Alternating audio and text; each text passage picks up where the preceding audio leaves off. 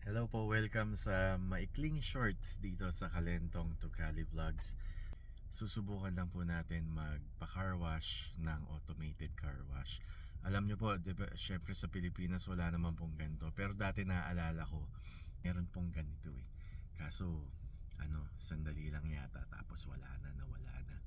Pero since dahil wala na tayong way para makapaglinis ng sasakyan, dahil wala na nga tayo dun sa dati nating bahay na tinitiran, kailangan muna nating magpa-automated car wash. So, ito yung sinasabi ko na automated car wash.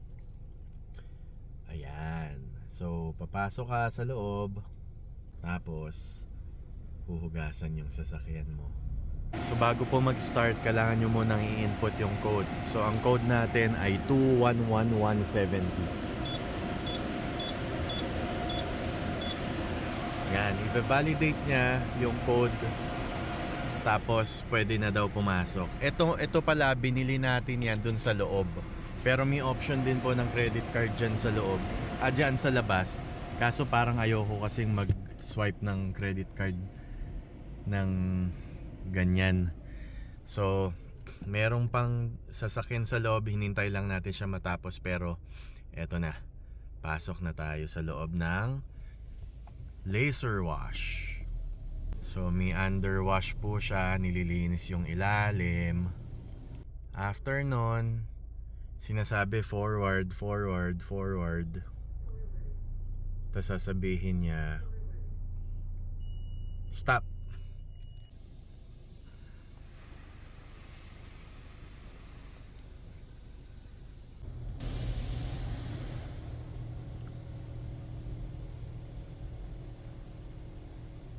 Tapos yan na po yung sabon. Iba-ibang kulay po yung sabon. Tapos sprayan na niya, i-rinse na niya. Yan.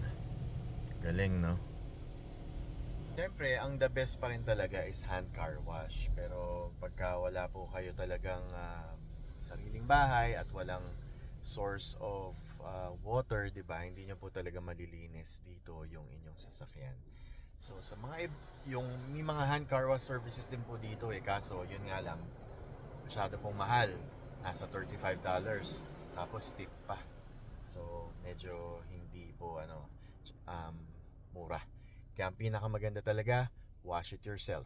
So yun lang po. Subscribe po kayo sa Kalentong Tukali Vlogs.